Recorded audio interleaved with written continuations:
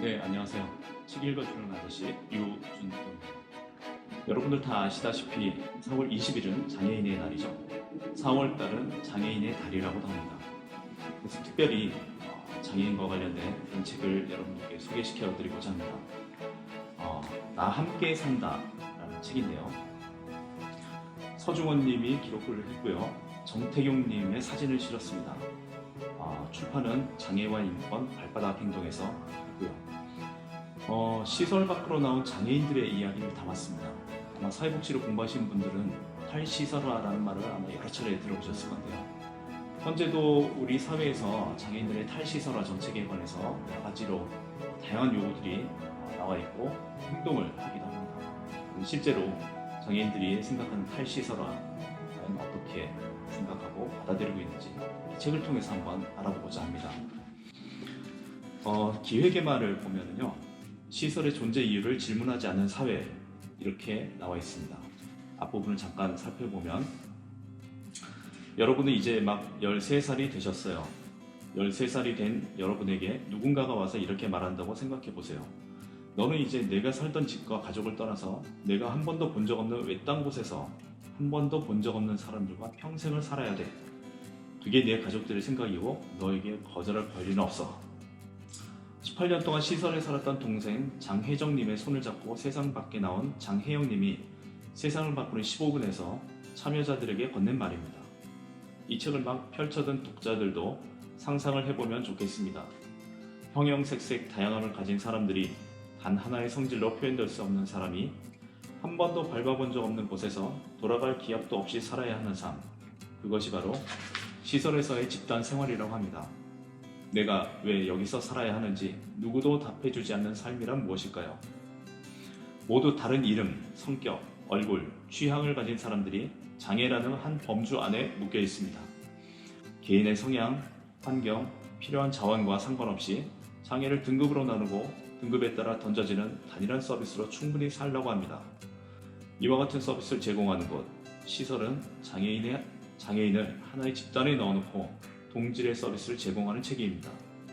이 시설의 본질은 사회의 한 시민은 나로 살 길을 포기하고 그저 사회가 구분지어 놓은 장애인으로만 살라는 데 있습니다. 이것이 바로 이 사회가 장애인을 대한 태도이며 여전히 시설이 존재하는 이유입니다. 침묵은 때론 반대보다 더 무서운 힘을 갖습니다. 사회로부터 분리된 삶에 대한 침묵은 약 11만 명을 거주시설로 수용시켰고 셀 수 없는 인권 침해 사건으로도 이어졌습니다. 그동안 그들의 이름은 지워졌고 개인의 서사 또한 철저히 가려져 왔지만 그들은 본인들이 살아왔던 시설을 재규정하고 이를 표현하는 목소리의 힘을 빼앗겼습니다. 너를 위한다는 울타리는 너무나 높고 견고했기 때문입니다. 한편 시설에서 나온 사람들의 목소리는 그 울타리를 넘어 시설의 존재 이유를 질문하지 않는 사회에 균열을 내기 시작합니다. 우리가 눈 감았던 시설 수용의 역사를 삶에 필요한 자극을 모두 차단한 안전이 결코 안전하지 않았음을 고발합니다. 그리고 이야기하고 싶었습니다. 한 사람의 24시간은 먹고 자는 것 이상의 사람 간의 소통, 관계, 꿈에 대한 끊임없는 갈망으로 이루어진다는 사실을 이야기하고 싶었습니다. 장애를 가진 시민이 사회에 통합되기 위해 끝도 없는 연습을 하는 게 아니라 지역사회가 다양한 사람이 한데 어우러져 살아갈 수 있도록 능력을 키워야 한다는 것. 이 모든 건 준비되고 나서가 아니라 지금 당장 살부비며 겪어가야 한다는 것을 이야기하고 싶었습니다. 이 책에는 아주 오랜 시간과 많은 이들의 정이 담겨 있습니다. 먼저 가슴 깊이 묻어넣었던 이야기를 내어주신 유정우, 이상분, 홍윤주, 김범순, 신경수, 김진석, 이종강, 최영은, 김은정, 남수진, 정하상 총 11명의 주인공이 있었기에 이 책이 나올 수 있었습니다. 처음 섭외를 위해 전화했을 때 들었던 너네니까 믿고 할게 라는 말이 기억납니다. 탈시설로 나아가는 사회를 위해 기꺼이 자신의 삶의 이야기를 풀어내 주셨습니다. 할 말이 없다고 손사래를 쳤지만 시설에서 지역사회에서 보낸 인터뷰이들의 하루하루가 탈시설 운동의 역사임을 다시 확인하는 시간이었습니다. 그러면 이 책에 어떤 서평을 담고 있는지 후일담도 한번 살펴보도록 하겠습니다. 종강님의 말씀을 듣다 보면 저절로 감탄이 흘러나왔다. 사람의 일상어가 이렇게까지 정련되어 있을 수 있을까 싶은 만큼 그의 언어는 맑고 또 깊었다. 그러나 깊이란 사람을 저어하게 만드는 무엇이기도 하다. 종강님의 언어를 따라가다 보면 그의 지나온 세월은 투명하게 들여다보이긴 해도 듣는 이의 인생 체험으론 도저히 다 가늠할 수가 없어 분명 조심스러운 무엇이 있었다. 어렸을 때 물놀이를 가면 어른들은 곧잘 겁을 주곤 했다. 맑고 깊은 물을 조심해라. 그런 물은 맑아서 바닥까지 훤히 들여다보여도 보이는 것만큼 실 깊이는 쉽게 가늠이 되지 않는 법이라 위험하단다. 그런 물은 널 끌어당기겠지만 동시에 널 삼켜버릴 수도 있단다. 텐마루 멀찍이서 무릎을 꿇고 앉아 무엇이든 받아 적긴 해도 절대 단골 내 문지방 안으로는 함부로 발을 들여놓지 않는 민소각자처럼 왠지 그가 어려워 뱅뱅 맴돌던 동안 종강님은 나에게 그런 물이었고 맑고 그러나 깊은 물. 그가 시설에 남아있는 이유는 두 가지였다. 함께 시설에서 살아온 사람들에 대한 부채감, 그리고 한시도 육신을 떠나지 않는 갖은 합병증들. 아버지의 모진 선택 뒤에 오로지 자신의 몸뚱아리 하나만 믿고 살아왔던 그는 채 20을 넘기지 못하고 그나마 더 잃었다. 그러고는 쭉 당시 자신을 받아준 유일한 곳이었던 은평의 마을에 스스로를 의탁하며 살아왔다. 자신을 만난 헌신적인 종교인들에 대한 경외심도 경외심이지만 그의 부채감은 주로 불황인이라는 낙인의 역사를 지닌 사람들에게 깃든 그 이상의 감정이었다. 사방천지를 돌아다녔으나 머물 데 없이 내몰리기만 하다 결국엔 깔때기를 타고 흘러내리듯 그곳에 모인 사람들. 밖에선 그저 갱생의 대상이기만 했던 그들이 서로 돌보고 걱정하고 위로하며 살아온 이미 사람의 역사를 지녔다는 것을 증언하기 위해 저마다 고유한 사연을 지닌 한 사람 한 사람이라는 것을 기억하기 위해 그는 그곳을 떠나지 않겠다고 했다. 그것은 역으로 그를 기억하고 있는 사람들, 대개 지금은 각오 없는 사람들을 향한 그의 그리움이자 서러움이자 마지막 예의이기도 한 것 같았다.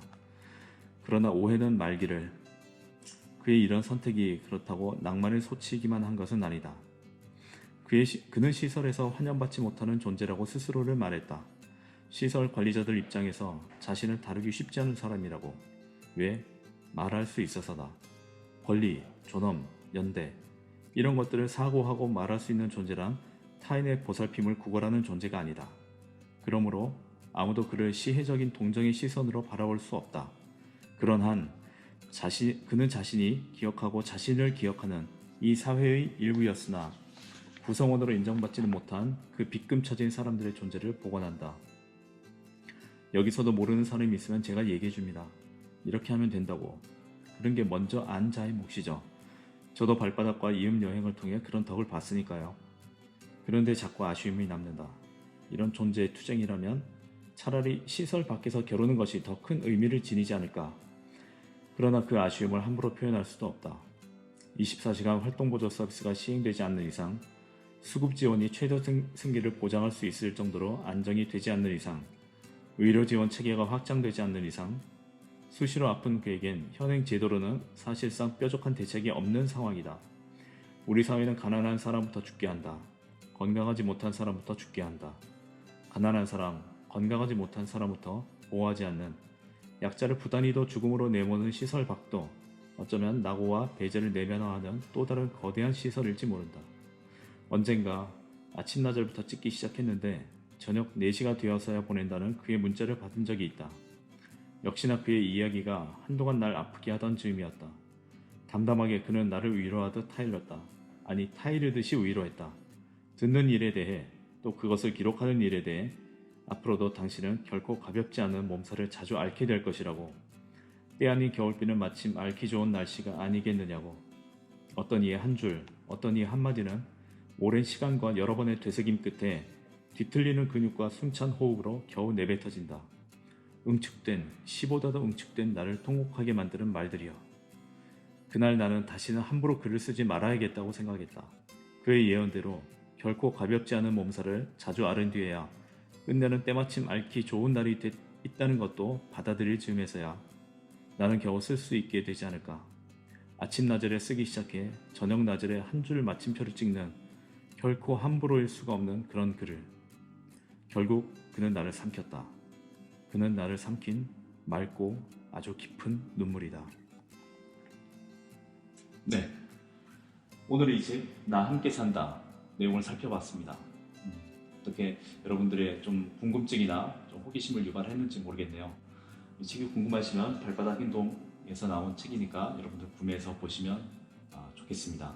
그리고 여러분들께서 마음에 드신다면 구독과 좋아요, 구독 꼭 눌러주시 바라고요. 그리고 혹시 읽어줬으면 하는 책이 있으면 댓글로 달아주시면 저희가 또 읽어드리도록 하겠습니다. 오늘은 여기까지 할게요. 고맙습니다.